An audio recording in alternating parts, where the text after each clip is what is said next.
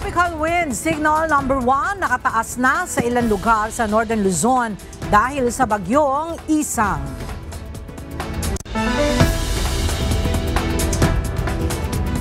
NDRRMC nakaalerto na sa inaasahang epekto ng bagyong Isang. Posibilidad ng mga pagbaha at landslide mahigpit na binabantayan.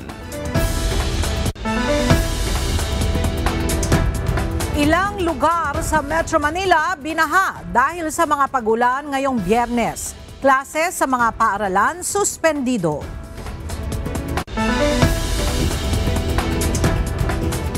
Iconic love bus muling aarangkada sa Cebu at Davao City para maghatid ng libreng sakay.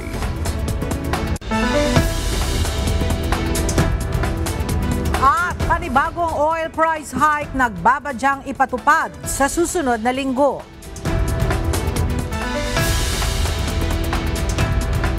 Magandang tanghali mga kasangbahay. Ngayon po ay araw ng Biyernes, August 22, 2025. Tayo po ay sabayang napapakinggan sa Radyo La Verdad 1350, ang UNTV Radio. At una sa mga balita ngayong tanghali.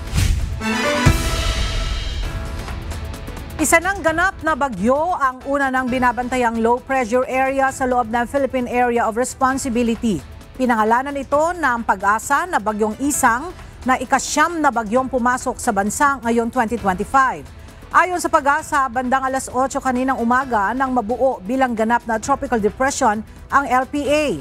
At para sa iba pang update hinggil sa bagyong Isang, atin pong antabayanan ang ibibigay na detalye mamaya ng Pag-asa Weather Forecasting Center. Itinaas ng National Disaster Risk Reduction and Management Operations Center o NDRRMOC ang alert status mula white patungong blue bunsod ng Tropical Depression Isang simula ngayong alas 12 ng tanghali. Layo ng pagtataas ng alerto na masusing mabantayan ang bagyo, mapabilis ang koordinasyon at makonsolidate ang aksyon ng mga kaukulang ahensya. Pinayuhan ang publiko na manatiling alerto at maging handa sa posibleng epekto ng sama ng panahon. Nag-anunsyo na ang ilang mga lokal na pamahalaan ang suspensyon ng klase ngayong araw dahil sa nararanasang pagulan dulot ng bagyong Isang. Suspendido na ang afternoon classes sa lahat ng antas ng pampubliko at pribadong paaralan sa Maynila, Pasay City, Parañaque, Muntinlupa, Las Piñas, Taguig, Caloocan, Mandaluyong, Marikina, San Juan, Navotas, Malabon, Pateros. Gayon din sa Cabuyao at Pagsanhan sa Laguna, Macaleloan, Quezon, Halahala, Rizal, Castilla sa Sorsogon at Albay Province. Samantala, preschool hanggang senior naman ang walang pasok sa Valenzuela City at ilang lugar sa Laguna tulad ng Santa Rosa, Santa Cruz at Pila. Inianunsyo ng Metropolitan Manila Development Authority o MMDA na kansilado ang biyahe ng Pasig River Ferry ngayong araw. Ayon sa ahensya, itinigil ang operasyon dahil sa nararanasang sama ng panahon dulot ng malakas na pag-ulan. Magbibigay naman ng abiso ang MMDA kung kailan muling bibiyahe ang ferry service. Patuloy na binabantayan ng mga otoridad ang level ng tubig sa Marikina River ngayong nakaranas ang Metro Manila ng maulang panahon dulot ng bagyong Isang. Ayon sa pamahalaang lungsod na Marikina, as of 7 a.m. ngayong araw, nananatiling normal sa 12.7 meters ang level ng tubig sa ilog. Gayunman, muli nagpaalala ang lokal na pamahalaan na manatiling nakaalerto at agad na lumikas kung kinakailangan. Ilang lugar sa Albay ang binaha bunsod ng walang tigil na mga pag-ulan sa probinsya. Aabot na sa higit 600 mga pamilya ang inilikas doon dahil sa mga pagbahang naranasan. Mula sa Legazpi City, Albay, makibalita tayo kay Venus Palies live.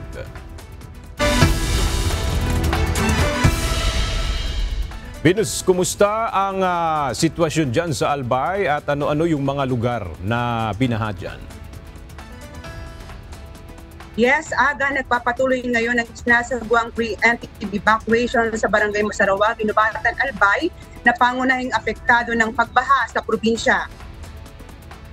Dahil sa malakas sa pagbuhos ng ulan na naranasan ng probinsya ng Albay simula kahapon ng low pressure area, iniutos ni Governor Noel Rosal na magsagawa ng preemptive evacuation sa mga residente ng 4, 5, 6 at 8 ng Barangay Masarawa, Ginubatan na pangunahing apektado ng pagbaha.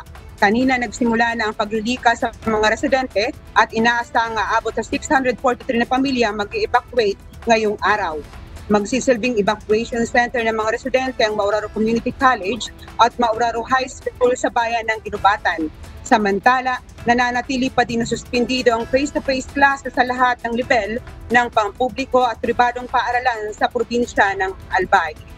Aga sa ngayon, maayos naman ang panahon sa probinsya at walang gaanong naitatalang malalakas sa pag-ulan.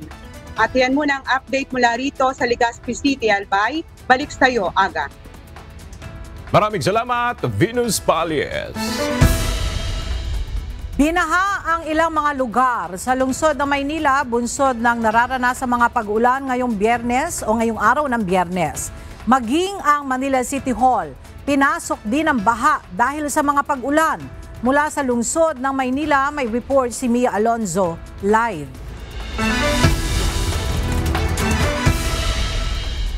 Mia, ano-anong mga lugar dyan sa Maynila ang baha ngayon at hanggang saan ang inabot ng tubig?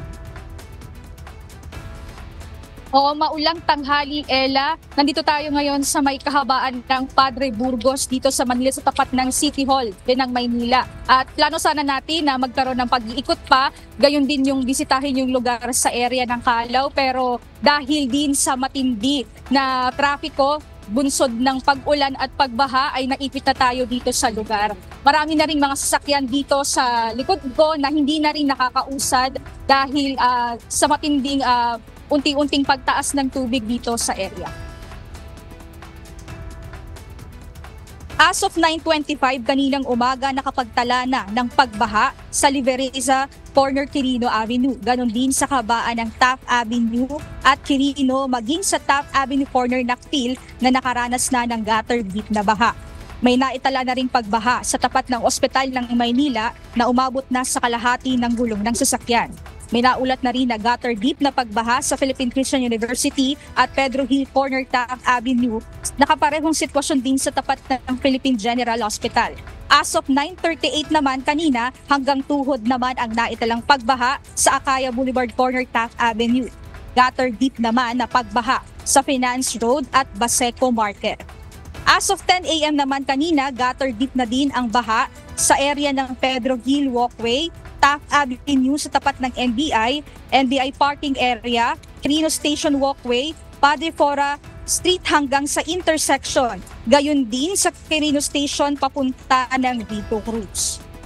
Ella, sa kasalukuyan, nandito tayo ngayon at nakikita rin natin na yung ibang mga commuters dito sa lugar ay kanya-kanya na din na baba at paglalakad dahil hindi na halos umuusad itong mga sasakyan dito sa lugar ng Maynila, pati rin sa iba pang mga lugar. At dahil dyan, nagpaalala na rin ang lokal na pamahalaan na para sa mga commuters na maglaan ng karagdagang oras para sa kanilang pagbiyahe dahil nga sa tumitinding kalagayan ng trapiko dito sa lugar. At nagbigay na rin ng abiso ang Manila NDRRMO na activated na rin ang kanilang offline na libreng sakay. At yan muna ang update mula dito sa may Maynila. Balik sa iyo, Ella. Maraming salamat, Mia Alonzo.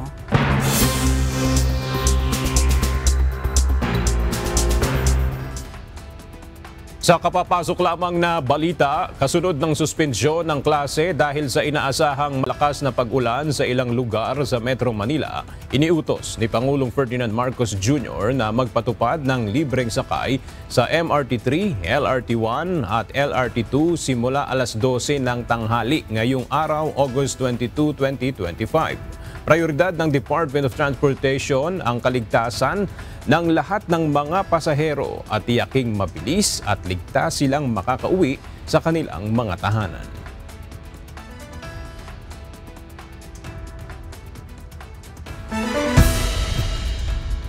Sa iba pang balita, magsasagawa ng sariling investigasyon ang provincial government ng Bulacan kaugnay ng mga flood control projects sa lalawigan. Ayon kay Bulacan Governor Daniel Fernando, hihintayin lang muna niya ang mga naunang investigasyon bago sila magsagawa ng bukod na investigasyon sa lalawigan. Nilinaw naman ng gobernador na wala silang alam o koneksyon sa mga flood control projects lalo na sa Kalumpit at Hagonoy. Kamakailan lamang pinuntahan ni Pangulong Ferdinand Marcos Jr. ang flood control project sa Bulacan at natuklasang ito'y mga ghost project. Hindi naman nagdaan sa amin talaga yan sa totoo lamang. Ha? Hindi talaga sa amin nagdaan. And even the courtesy call namin, hindi nagdaan sa amin, even the courtesy call nagdaan. Pero yung masasabi kong ghost project, sila nakakaalam nun eh. Hindi ko naman alam talaga yung mga ghost project nila. Sila nakakaalam nun, yung national government. Matapang na iginiit ni Baguio City Mayor Benjamin Magalong na hindi siya hihingi ng tawad sa mga panawagan na mag-public apology. Giit ng alkalde, hindi siya ang dapat magpaliwanag kundi ang ilang kongresista na umano'y sangkot sa katiwalian. Narito ang report ni Grace Doctolero. Hindi ako magsosorry. Ito ang mariing giniit ni Baguio City Mayor Benjamin Magalong na hindi siya magbibigay ng public apology sa mga kongresistang umano'y tinamaan ng kanyang mga pahayag kaugnay ng isyu ng katiwalian. Bakit naman ako mag-public apology? Bakit naman ako Sinabi ko na yan eh. Sinabi ko na yan eh. At the end of the day, I will not.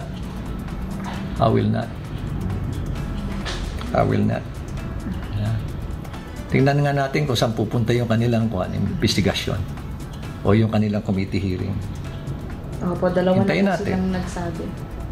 Pero hindi ako mag-apologize. Ayon kay Magalong, malinaw kung sino ang tunay na sumisira sa imahe ng institusyon, hindi siya, kundi mismo mga mambabatas na sangkot umano sa anomalya. Unang-una, hindi ako mag-apologize sa kanila. Sila dapat ang mag-apologize sa taong bayan sa kanilang mga pinaggagawa. Isipin mo, alam naman nila na marami sa kanilang kasamahan involved sa katiwalian. Pero nananahimik sila. Alam ko marami rin sa kanila matitino. Yan. Pero masama. Pinabayaan lang natin. Pinabayaan. Nananahimik dahil nga ayaw nilang, kumbaga, ang nangyari sa kanila is tolerance.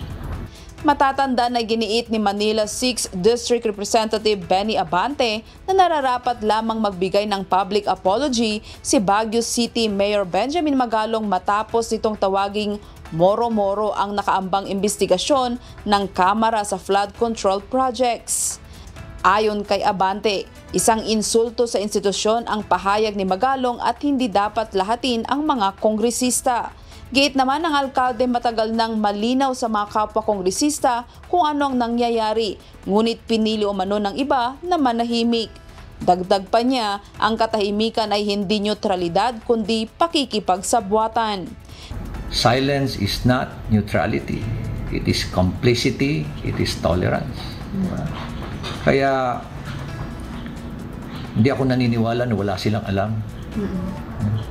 Kaya nga sila naging congressman dahil magagaling sila eh. Kaya imposible naman na wala silang kaalam-alam doon sa mga pinaggagawa ng mga kasamahan nila dyan. Alam na alam nila yan. Kaya dapat kayo po ang humingi ng paumanhin sa taong bayan. Hindi po ako. Pasensya na ho kayo. Mali po yung you're barking on the wrong tree. Binatikos din ni Magalong ang anyay kawalan ng accountability ng ilang contractor at mambabatas na patuloy na nakikinabang sa kaban ng bayan. Partikular niyang tinukoy ang problemadong rehabilitasyon ng Cannon Road na sa kabila ng bilyong pisong inilaan ay nananatiling depektibo. Dagdag pa ng alkalde, apektado rin ang turismo at kabuhayan ng mga mahihirap dahil sa paulit-ulit na kapalpakan ng mga proyekto. Sa huli, nanindigan si Magalong na hindi siya matitinag at hindi kailanman hihingi ng tawad.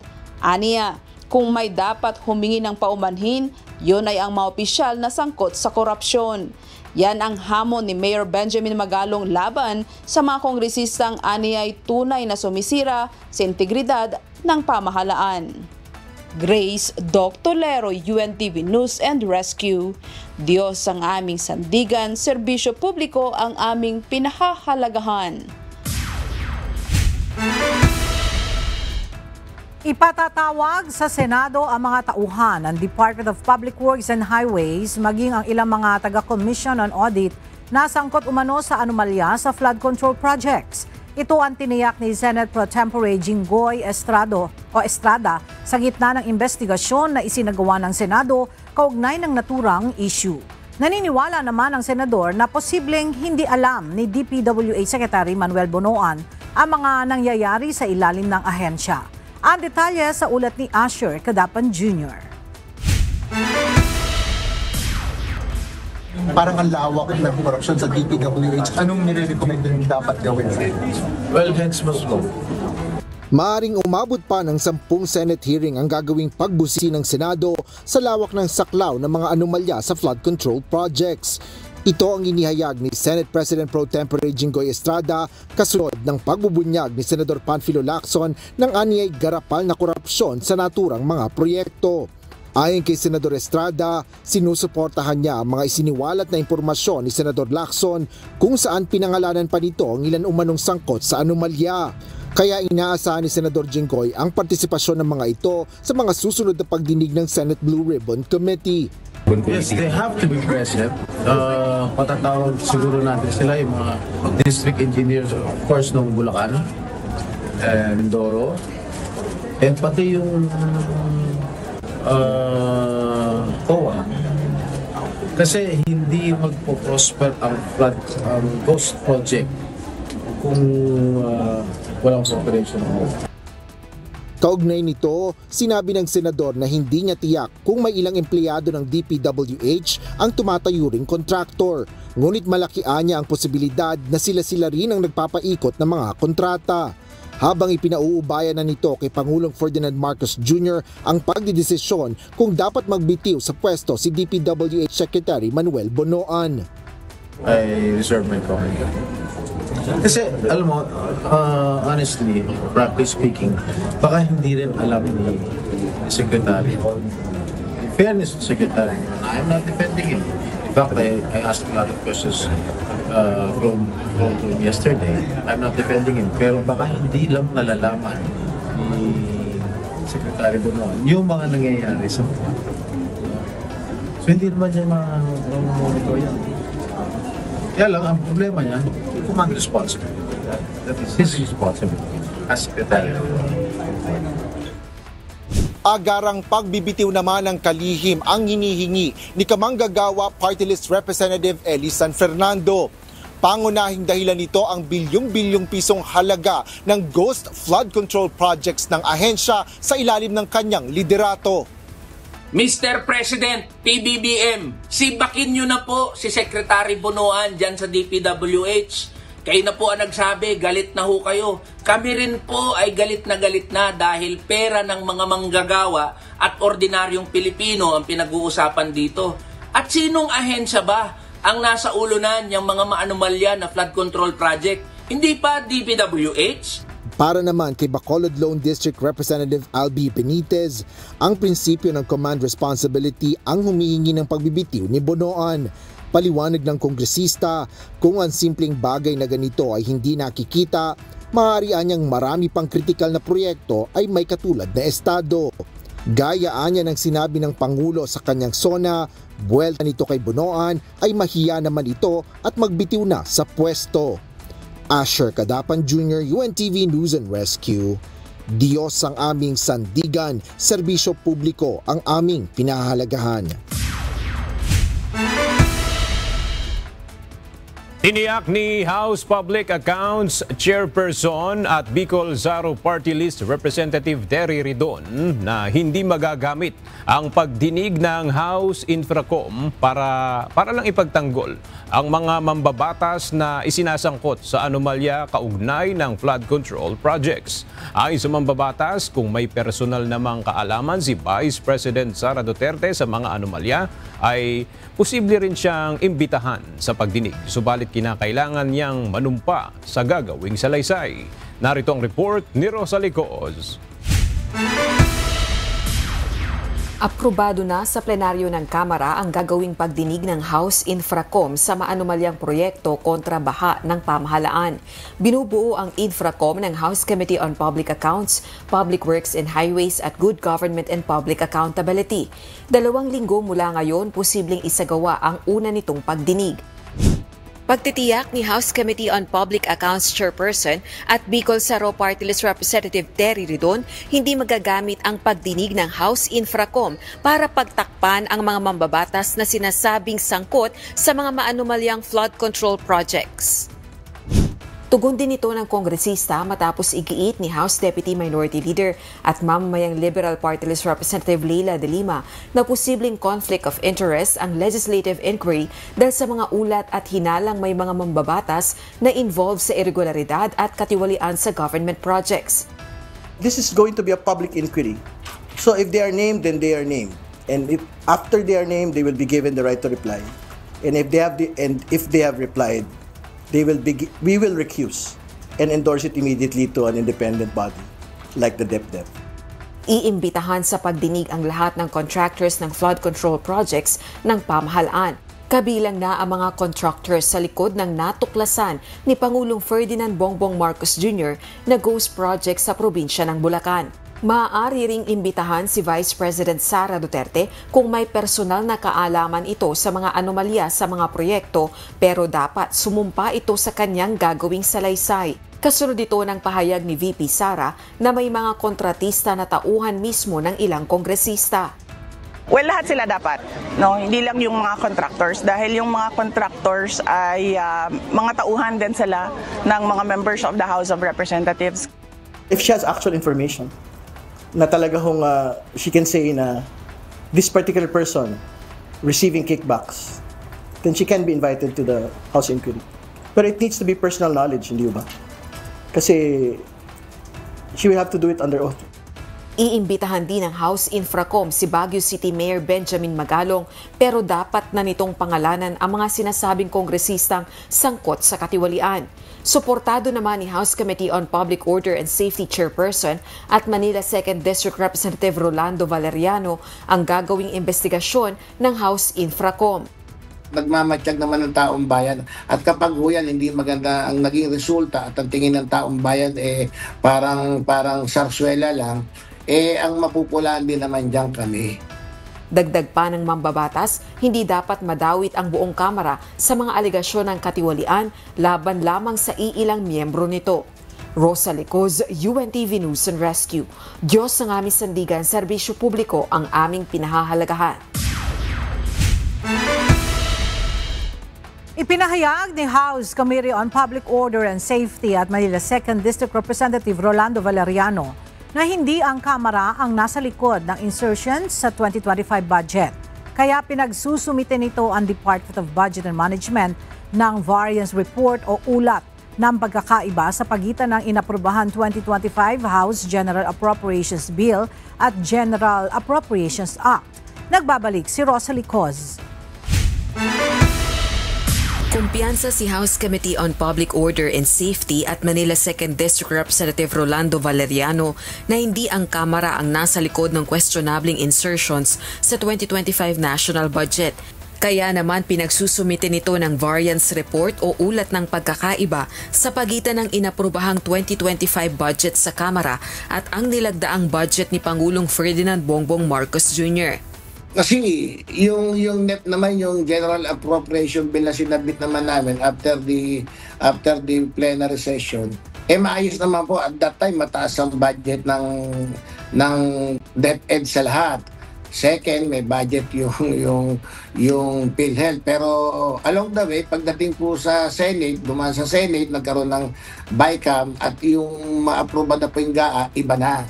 Sa unang araw ng deliberasyon ng Kamara para sa 2026 National Expenditure Program, inihayag ni Finance Secretary Ralph Recto na pinigil ni PBBM ang paglalabas ng pondo na nagkakahalaga ng 60 to 80 billion pesos mula sa 6.352 trillion pesos na halaga ng pambansang pondo para sa taong ito. Ito ay dahil hindi umano sang-ayon sa prioridad ng administrasyon ang mga alokasyon sa budget items. The fact is, Mr. Speaker, is that the President today has withheld some appropriations passed by Congress.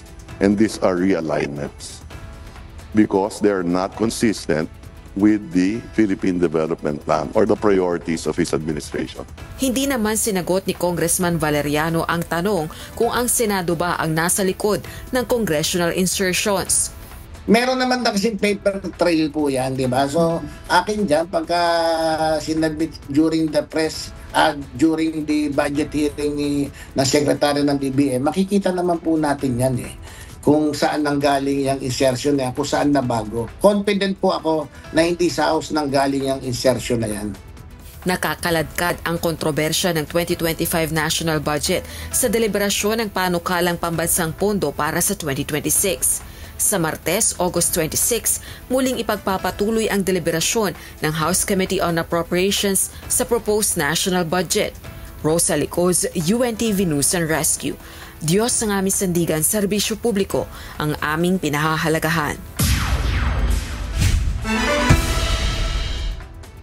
Formal na nanawagan si Education Secretary Sani Angara kay Public Works and Highway Secretary Manuel Bonoan na tugunan ang pangangailangan sa infrastruktura sa Kayapan Nueva Vizcaya. Ito ay matapos madiskubre na isinusugal ng mga estudyante sa isang paaralan ang kanilang buhay makapasok lang sa klase. Ang detalye sa report ni Jed Neresina.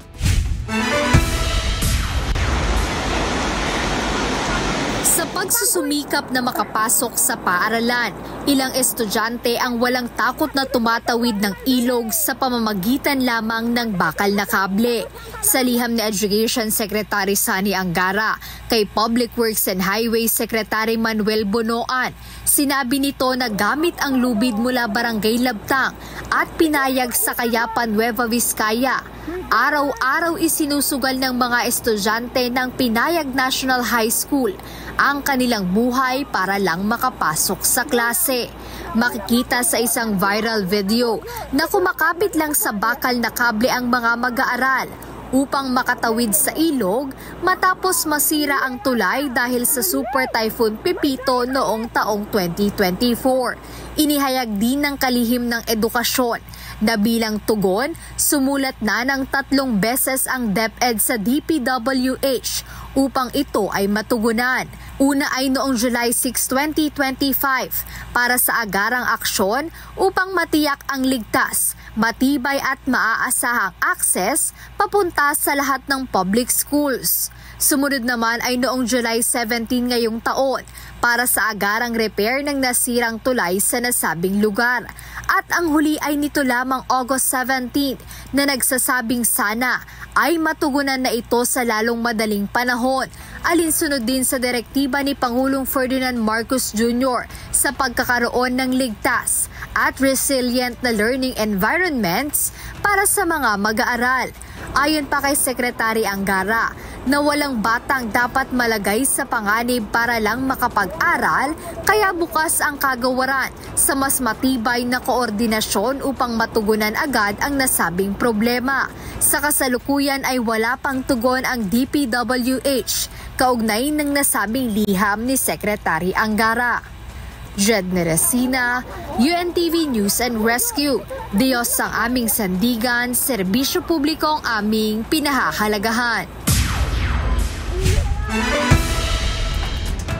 Bad news para sa mga motorista, panibagong oil price hike ang nagbabadyang ipatupad sa susunod na linggo ng mga kumpanya ng langis. Base sa resulta ng 4 na araw na trading sa national o sa international market, maaring tumaas ng nasa 40 sentimos ang kada litro ng diesel, habang posible ring madagdagan ng nasa 50 sentimos ang presyo ng gasolina at 10 sentimos naman sa kerosene.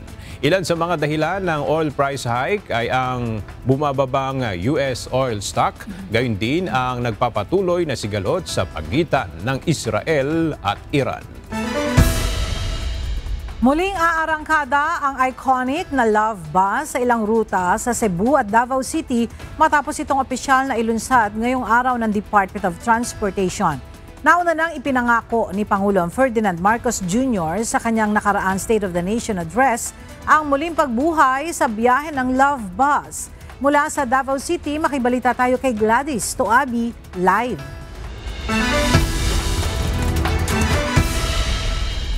Gladys, saan mga ruta bibiyahe yung mga Love Bus at tuwing kailan pwedeng ma-avail yung kanyang libreng sakay?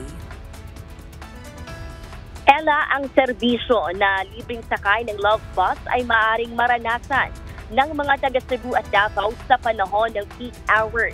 Mula 6 a.m. hanggang 9 a.m. at alas 5 ng hapon hanggang alas 8 ng gabi mula Lunes hanggang Linggo. Ngayong araw ay muling inilunsad ng pamahalaan sa pamamagitan ng DOTR ang iconic Love Bus na unang nag-operate sa Metro Manila noong mid-1970s. Una itong aarangkada sa bahagi ng Cebu at Davao at isusunod naman ang iba pang bahagi sa Luzon, Visayas at Mindanao gaya ng nabanggit ni Pangulong Ferdinand Bongbong Marcos Jr. sa kanyang naging State of the Nation address. Ang nasabing iconic bus ay inaasahang mag-ibigay ginhawa sa mga commuter dahil sa libreng sakay na handog ito at air condition pa. Yan muna ang ating update mula rito sa Davao City. Balik sa iyo, Ella. Maraming salamat, Gladys Toabi. Nagsagawa ng pagpupulong ang Technical Working Group na tututok para marisolba ang illegal parking sa mga lansangan sa Metro Manila. Sa naturang meeting, tinalakay ang ilang panukala para magkaroon ng isahang illegal parking policy sa buong National Capital Region. Narito ang report ni Benedict Samson. Inilatag na ng binuong Technical Working Group ang mga palutuntunan para resolbahin ang illegal parking sa Metro Manila. Sa ginawang pagpupulong ng Metropolitan Manila Development Authority o MMDA at Department of the Interior and Local Government o DILG, tinalakay ang panukala na magkaroon ng Uniform Metro Manila Illegal Parking Policy. Ibig sabihin, isang polisiya na lang ang ipatutupad sa 16 na lungsod at isang munisipalidad sa National Capital Region. Dito, gagawa sila ng mga guidelines para matugunan ang issue ng pagparada ng mga sasakyan. Pinag-usapan din nila ang proseso ng pag-deputize ng mga traffic enforcer. Sakaling mabuo na ang guidelines, isusumiti nila ito sa DILG para mapag-usapan din ng Metro Manila Council. Layo nito na mapalubag ang mga lansangan para sa mga motorista at masiguro na magiging malinis at ligtas sa mga kalsada sa pamamagitan ng mas mahigpit na pagpapatupad ng batas trapiko. Benedict Samson, UNTV News and Rescue. Diyos ang aming sandigan, serbisyo publiko ang aming pinahahalagahan. Sinampahan ng reklamong administratibo ng 5 tauhan ng PNP Highway Patrol Group ang kanilang immediate superior dahil sa pagbibigay ng VIP treatment sa nahuli nilang individual. Ayon kay Police Senior Master Sergeant Aladin Orale, tumanggap din umano ng suhol si Police Colonel Romel Estolano mula sa naaresto nilang suspect. Mula sa Kamkrame, makibalita tayo kay Leia Ilagan live.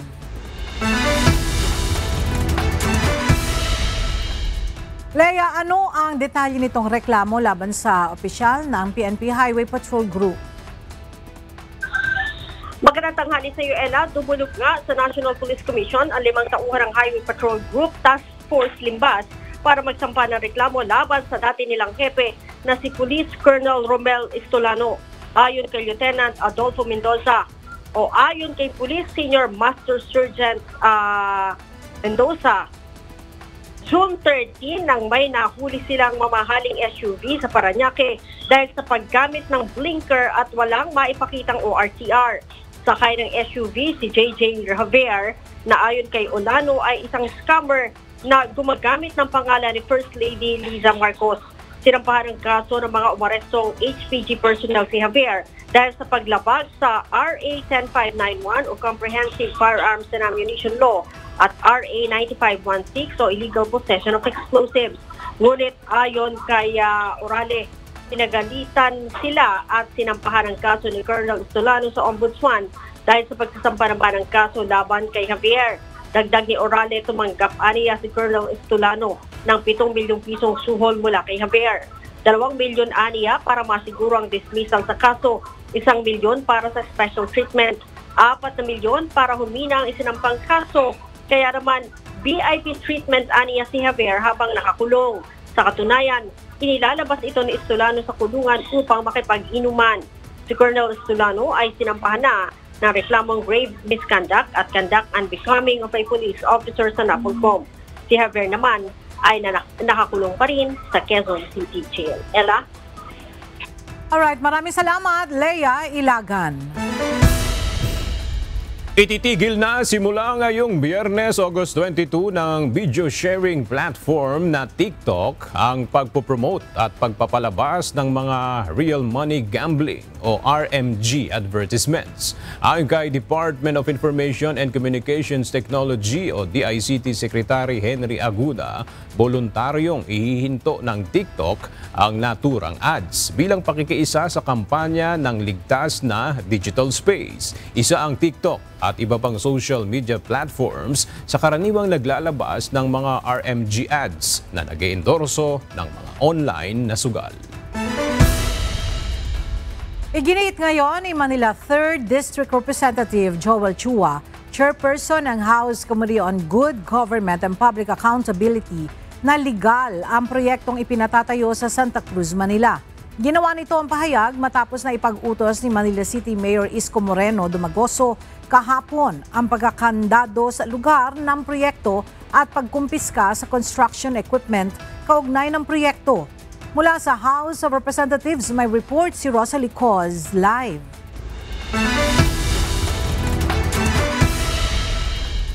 Rosalie, ano ang paliwanag ni Congressman Chua kaugnay ng proyekto sa Santa Cruz, Manila na pinuna ni Yorme kahapon?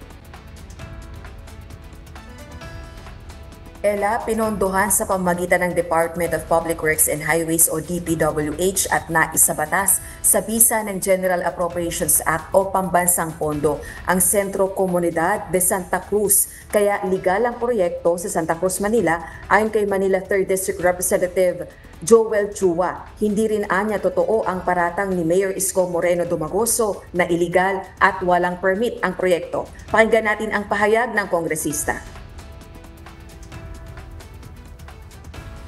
Po yung DPWH ang kanyang sitahin sa sinasabi po niya mga requirement. Ang trabaho namin po bilang congressman ay mag-propose lamang. Alam po ninyo, this is not about Isko Moreno or Joel Chua.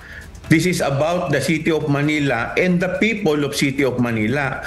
Dapat po kami, ang local government at ang national government ay nagtutulungan para nag-iisip po ng mga makabuluhang proyekto. Wala po siyang ginawa kung hindi gibain ng gibain yung mga ginagawa po namin. Dagdag pa ng kongresista, 2020 pa nagsimula ang proyekto at hindi pa siya congressman noon, pero nahinto dahil walang karugtong na budget. Pero noong 2024, iginiit ni Congressman Chua ang project sa Department of Public Works and Highways at Department of Budget and Management para maipagpatuloy ang construction. Ayon kay Representative Chua, layo ng proyektong Sentro Comunidad de Santa Cruz na makapagtayo ng 4-story community center na may daycare center, library, sports facilities, dialysis center, halfway house para sa homeless at evacuation center. Kaya dismayado ang Manila 3rd District Representative dahil ginagamit umano ito sa pamumulitika ng mga kalaban nito. Pakinggan din natin ang pahayag ni Congressman Chua. Kaso nangyayari sa kanya, selective. Pati po yung mga konsehal ko, pati yung mga barangay chairman ko, ginigipit po niya. Masyado po siyang bullying mayor. Kung hindi ito politika, bakit pinipili lang niya yung gigibain niya at piniperwisyo niya? Bakit puro mga kalaban lang niya ang ginigiba niya? Ella, giit pa nito ipaglalaban ni Congressman Chua yung proyektong ito sa Santa Cruz, Manila. At wala pa namang pahayag ang tanggapan ni Mayor Isko kaugnay ng mga pahayag na ito ng kinatawan ng 3rd District ng Maynila. Balik sa iyo, Ella. Maraming salamat, Rosalie Coz. Inianunsyo ngayon ng Department of Migrant Workers na itataas ang monthly minimum wage para sa mga Filipino domestic workers sa ibang bansa. Ito'y upang masigurong nakakatanggap ang mga ito ng tamang sahod mula sa mga banyagang amo. Mula sa Makati City, ang detalye sa report ni Ivan Alvarez Live.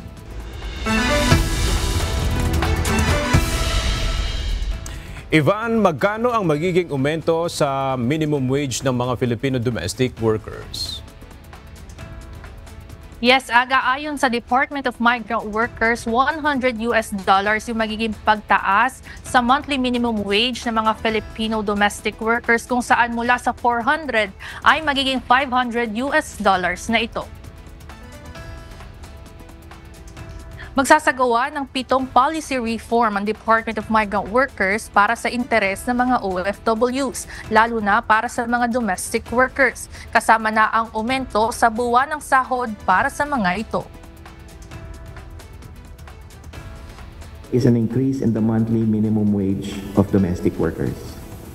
So to ensure just remuneration and uphold the right of every domestic worker to fair wages, the department shall implement an increase in the minimum monthly wage for the Filipino domestic workers from $400 to at least $500.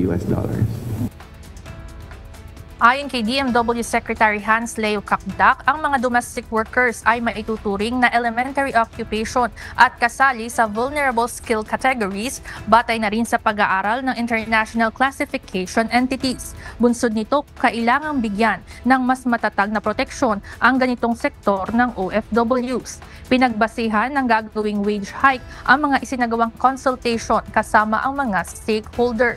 Pagbibigay linaw ni Secretary Kakdak, minimum wage lamang ito at maaari pa ring makatanggap ng mas mataas na buwan ng sahod ang isang domestic worker mula sa kanyang employer. Aga, inaasahang lalagdaan ngayong araw ni Migrant Workers Secretary Hans Leo Kakdak yung issuance o advisory patungkol dito sa monthly wage hike para sa mga Filipino domestic workers at magkakaroon ng 60 days transition period mula sa araw na ito. Yan muna ang update mula dito sa Makati City. Balik sa inyo dyan, Aga. Maraming salamat, Ivan Alvarez. Nilinaw ngayon ang Commission on Elections na hindi ang mga senador ang kanilang iniimbestigahan, kundi ang mga kontraktor na nagbigay umano ng donasyon sa mga tumakbo noong 2022 elections. Taliwas ito sa naunang lumabas na ulat kung saan sinabi na iniimbestigahan ng COMELEC ang ilang senador na umano'y tumanggap ng donasyon mula sa mga kontraktor. Mula sa Maynila, may report si Dante Amento live.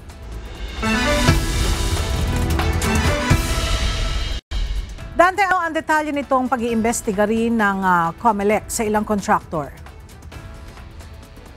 Magandang tanghali, Ella. Hindi nga mga senador kundi ilang kontraktor ang iniimbestigahan ngayon ng Commission on Elections o COMELEC. Ito ang nilinaw ni Chairman George Erwin Garcia. Ang issue, Ella, ay nagbigay sila ng donasyon sa ilang komandidato noong 2022 elections. Ang investigasyon ay motu proprio ng komisyon o sarili nilang inisyatibo. Paliwanag pa ng poll chief, nakita nila sa Statement of Contributions and Expenditures o SOSE. Ito yung ginastos, Ella, sa eleksyon ng ilang tumakbong senador noong 2022 elections na may mga kontraktor nga na nagbigay ng donasyon sa kanila. Alinsunod sa Section 95 ng Omnibus Election Code ay bawal ang pagbibigay ng donasyon mula sa natural o juridical persons. Kabilang na dyan yung mga kumpanya na may kontrata sa pamahalaan. Aalamin ng COMELEC kung ano ang posibleng pananagutan ng mga kontraktor. Ang paglabag sa Omnibus Election Code ay maituturing na isang election offense. At nilinaw din ni Chairman Garcia pagdating, Ella, kung ano naman ang maaaring pananagutan ng mga senador na tumanggap doon sa donasyon ng mga kontraktor, ay yan daw ay aalamin nila sa mga susunod. Pero ang kanilang focus ngayon ay itong mga korporasyon o kontraktor na nagbigay ng donasyon sa ilang mga tumakbong senador. Yan ang ating update mula dito sa Maynila. Balik sa iyo, Ella. Maraming salamat, Dante Amento. Tiniyak ng Armed Forces of the Philippines na may nakahanda silang contingency plan sakaling magkaroon ng anumang insidente sa West Philippine Sea. Kasunod ito ng pagtaas ng aktibidad ng mga barko ng China sa Ayungin Shoal. Ayon naman sa tagapagsalita ng National Maritime Council, hindi ikinukonsidera ng drill ang ginagawa ngayon ng China sa naturang bahura. Mula sa Makati City, ang detalye sa report ni Ryan Lacanlale live.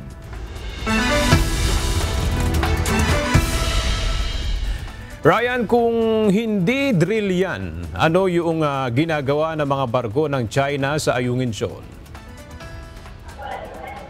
Aga sa isang panayam ngayong umaga, sinabi ni National Maritime Council spokesperson Alexander Lopez, show of force ang ginagawa ng China sa Ayungin Shoal para pagtakpan ang kanilang inabot na kahihiyan sa nangyaring bangkaan ng kanilang dalawang barko noong August 11 sa Bajo de Masinloc.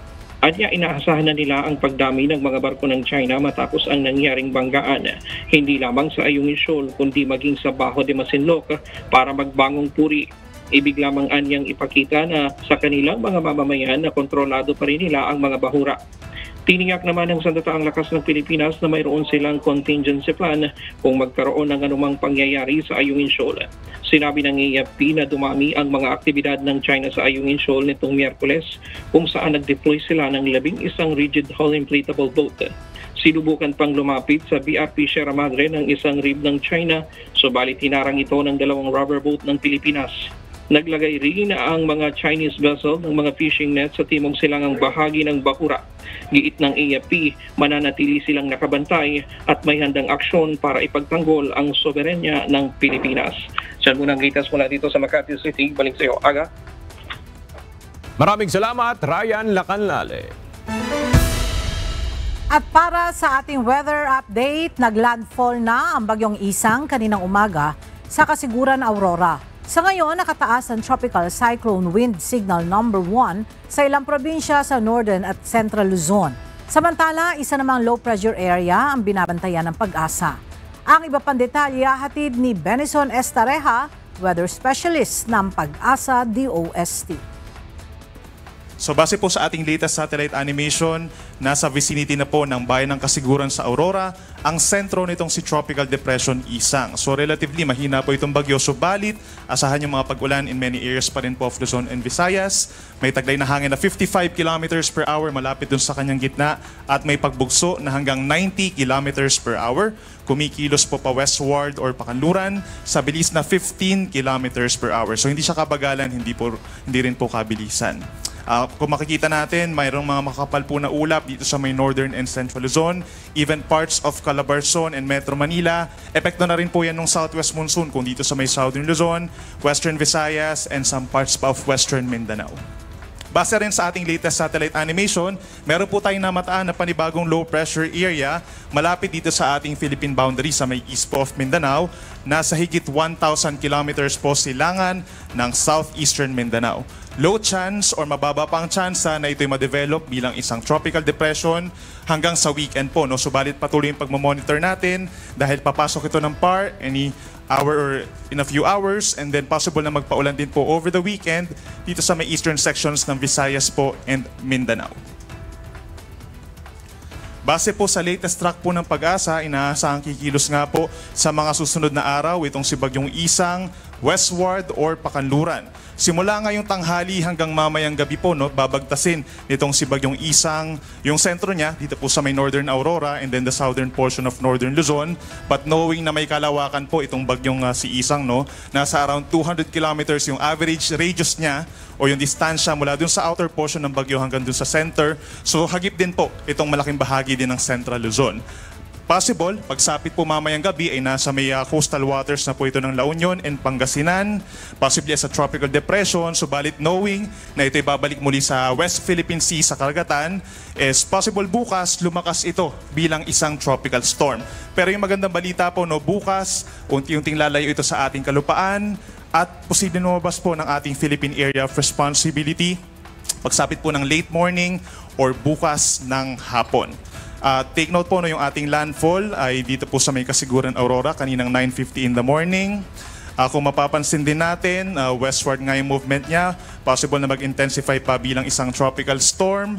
Pero habang nandito po siya sa may northern and central Luzon, yung pinakamataas na wind signals po natin ay itataas ay hanggang wind signal number 1, kung pagbabasihan po natin yung ating latest track. At hindi rin po necessarily diretso yung pag-cross niya dito sa may parting northern and central Luzon. Maaaring magkaroon ng pagbabago doon sa tatahakin niyang sentro. Meron tayong mga bulubundukin na lugar dito at relative din po hindi rin kalakasan na bagyo itong si Bagyong Isang.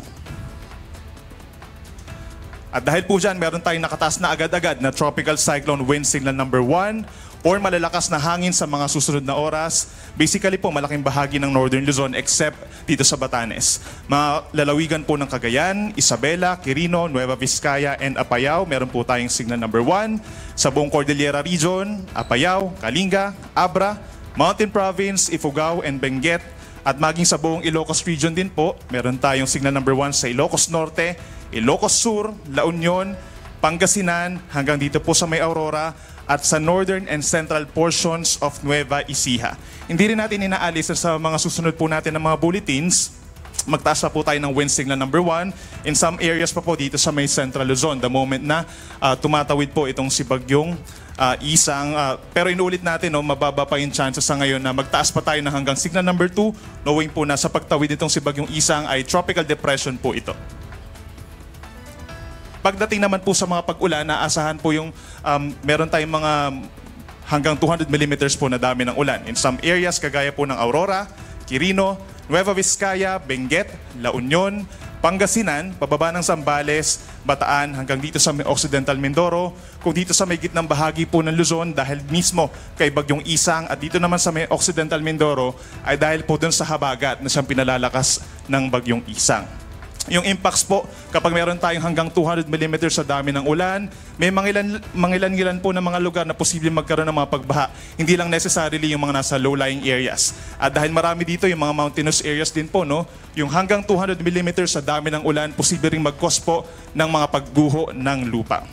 Asahan naman po natin, within the next 24 hours, meron tayong 50 to 100 millimeters na dami ng ulan. So in general po, light to moderate with the times heavy rains po yan sa may Cagayan, Isabela, Ifugao, natitirang bahagi ng Central Luzon, at lalawigan po ng Quezon at mga lalawigan po ng Camarines. Epekto yan ng direktang epekto nitong si Tropical Depression Isang. At kung dito naman po sa Metro Manila, natitirang bahagi ng Calabarzon at ng Mimaropa, meron tayong 50 to 100 millimeters na dami ng ulan.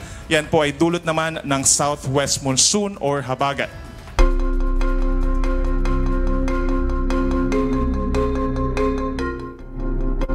Nagbabala ang US State Department na ang halos 55 million foreigners na may hawak na valid US visa ay maaaring sumailalim sa patuloy na pagsusuri sa ilalim ng mas mahigpit na immigration crackdown ni Pangulong Donald Trump. Ayon sa ahensya, pwedeng bawiin ang visa anumang oras kung may indikasyon ng overstays, criminal activity, banta sa seguridad o kaugnayan sa terorismo, kabilang ang mga pro- at anti-Israel protesters na tinututukan ngayon ni Secretary of State Marco Rubio. Simula Enero, mahigit 6,000 visa na ang nakansela, na karamihan ay student visas.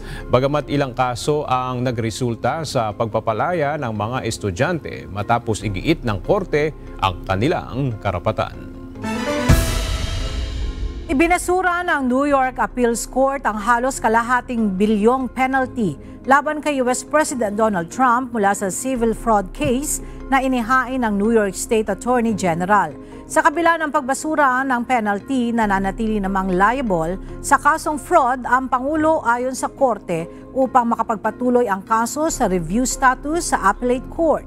Ayon sa opinyon ng mga huwes, bagamat ang desisyon ng korte ay upang madisiplina ang business culture ni Trump, labag naman umano sa 8th Amendment ng US Constitution ang excessive fine na halos $8 billion na dapat bayaran ni Trump sa estado ng New York. Plano namang iapela ni New York Attorney General Letitia James ang desisyon ng korte.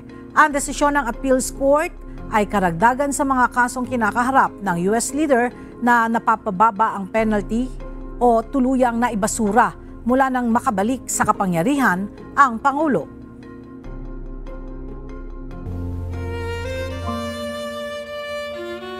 At sa ating pong iiwang mga salita ng Diyos na ating sandigan mula sa aklat ng Lucas, Kapitulo 17, versikulo 3, na nagsasabi, "Mag-ingat kayo sa inyong sarili. Kung magkasala ang iyong kapatid, sawayin mo siya. At kung siya'y magsisi, patawarin mo siya."